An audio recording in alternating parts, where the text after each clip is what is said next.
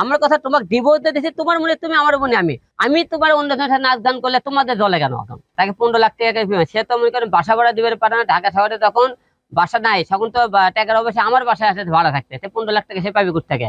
15 লাখ টাকা দেখলে তো সে দিতে পারবে।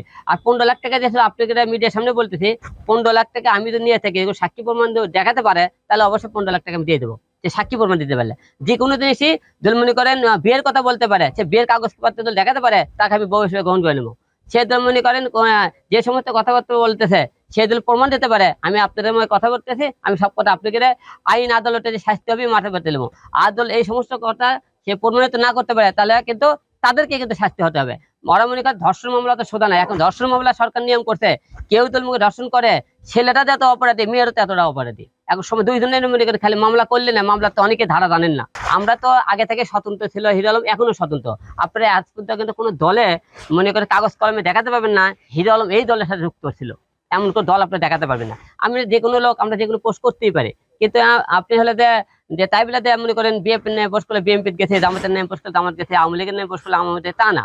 আমরা যেহেতু আমরা পাবলিক ফিগার, আমাদেরকে লোকজন ফলো করে, দেশের যে কোনো ভালো মন্দ কথা আমরা অবশ্যই আমাদের পেজে কিন্তু লিখতে পারি। এখন আমার 3টে বউ কি কারণে গেছে সেটা কিন্তু আপনাকে উদাহরণ করে দিয়েছি। মনে করেন আমার প্রথম বউ মনে করেন সুমি, যে আমার মার সাথে ঝগড়া করে বাসা থেকে বের হয়েছে, আপনাকে গত পর্বে বলেছিলাম যে যে করছে তুমি বাসা আলাদা করলে আমি আবার আসবো। আমি তো আপনি দেখছেন যে বাসার সামনে কথা বলেছে, এই বাসাটা দ্বিতীয়বার আমাকে করা, এই বাসাটা কমপ্লিট হলে তাকে আমরা আনার চেষ্টা করছি, সেই টাইমে শুনছি সে আরেকজনের সাথে মনে করেন বিয়ে বসে গেছে, তা আমরা জানি না। দ্বিতীয় নুসরাত, আসলে নুসরাত আমার জীবনে আসার পরে বললো আমি তোমার সাথে সংসার করবো, সব কিছু করবো, কিন্তু আমার 10 জনের সাথে শুটিং করতে দেওয়া লাগবে, আমি তোমার সাথে বিয়ে হচ্ছে নায়িক হওয়ার জন্য। তখনই নায়ক যখন করে না 10 জনের সাথে শুটিং করা দেবে না, আমার সাথে করতে হবে, যখন করতে মানে করলাম, সে বললে হিরো আলম পরে গিয়ে করছে, তা সে আমাকে বাধ্য করে আমি গেলাম না। রিয়া মনি ঠিক একই কথা, যে বললে কি 10 জনের সাথে শুটিং করে আপনি দেখেন, আরে বললাম তুমি সংসার করবা আমার সাথে শুটিং আর করে দেয়, ওর কথা না আমি সবাই হলে দেয়, সে মনে করে আমার কথা শোনে না। আমার বাবা অসুস্থ, হসপিটাল ছিল, মৃত্যু অবস্থায় ছিল, মারা গেল, সে বিভিন্ন ছেলে নিয়ে কিন্তু নাচ গান করে ভিডিও বানায়। এখন এটার প্রকৃত চাল হল রিয়ামণি, এই মেয়েটাকে যে মূলত খেলাইতেছে রিয়ামণি, যে সাংবাদিকের সামনে কথা বলি, মেয়ে মানুষটা কাউকে চেনে না, ওই কিন্তু সাংবাদিকের সামনে নিয়ে যাইতেছে।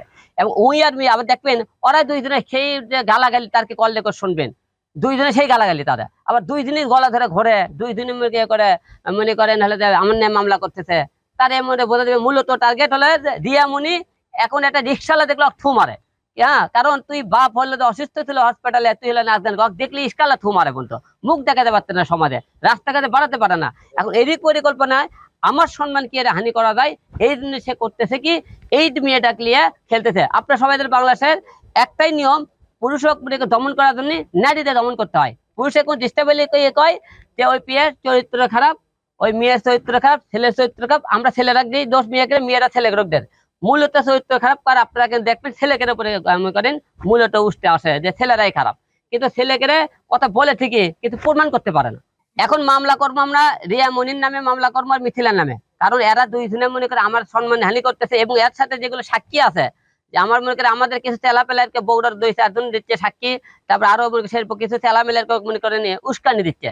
যে সমস্ত উস্কানি দিতেছে তাদের আমি কে তাদেরকে উস্কানি দিচ্ছে, তাদের বিরুদ্ধে ব্যবস্থা হবে। কারণ আমি 2 দিন পর পরে আপনি কি মিডিয়ার সামনে এটা কেন এত কথা বলবো? আমার কথা তোমাকে ডিভোর্স দিয়ে দিয়েছি, তোমার মনে তুমি আমার মনে আমি, তুমি কার সাথে গান করো নাচ করো আমি তো একবারে বলতেছি না, আমি তোমার অন্য জনের সাথে নাচ গান করলে তোমাদের দলে কেন এখন?